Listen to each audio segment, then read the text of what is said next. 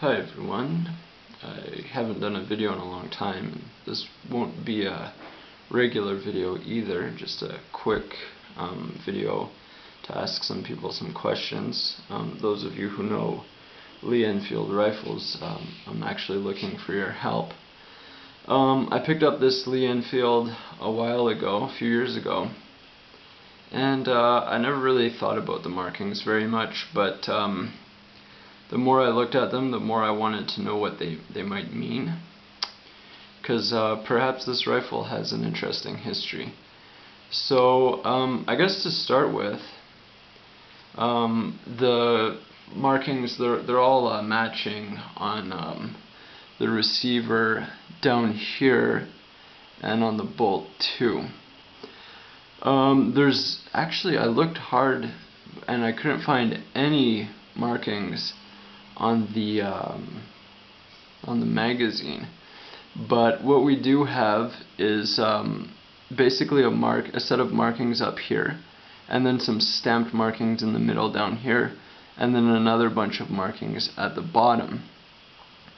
And here we have one of those little arrows or crowns or something, and it says BNP, which I believe was a factory in Great Britain, but I could be wrong. Here we have that arrow that I think indicates property of the United Kingdom. Here we have an F. Here underneath the serial number we have a big B. And intriguingly, over here we have 3 1s, which it looks like it's been painted right into the stock. It doesn't look like it was overlaid on after. It looks like it was there, and then the stock was completed with the finish and everything. And it shows the same amount of wear and tear as the actual finish of the rest of the stock. So to me that's really interesting. Why are those 3 1s there? What do they mean? The serial number itself is 93C2395. And so these markings, there's basically just the serial number there. There's the serial number here on the bolt. There's at the top basically a copy of what is in the middle there. At the top it says No4 Mk1 \3, and I'm sure that 1-3 is significant.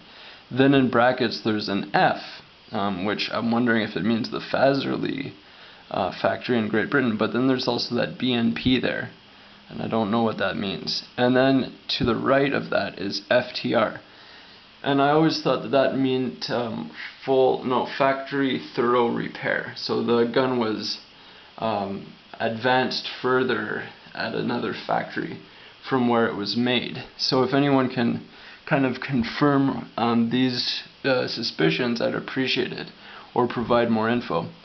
Then in the middle line we have an 8 and then a big 5, and then stamped in there we have No4 Mk1 with an asterisk at the end. And then here we have a \51 and then a little dot and then the serial number. And this is the only sort of number that I can find on the rifle that might seem to indicate when it was manufactured, if this was the date, 1951.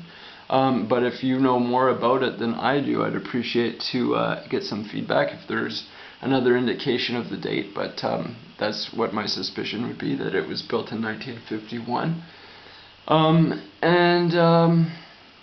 Finally, most interestingly I guess, there are markings right here on the top of the receiver along here, and they're faint at this point, but they've been stamped in there, and it says US property. So there's a lot going on with this particular rifle and all the markings here. A lot of the stuff does match, all the stamps do match.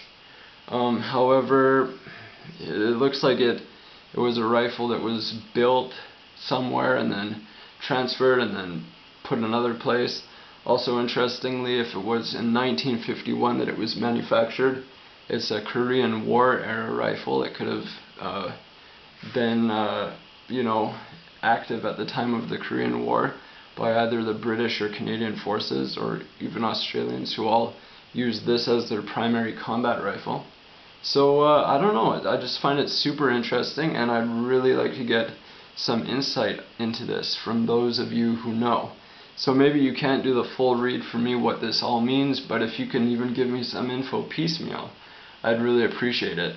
So I'm leaving it up to you guys, the helpful YouTube community of people that enjoy Lee Enfields and other firearms. And I guess I'll sign off for now and hope to hear from you guys in the comments. Thanks.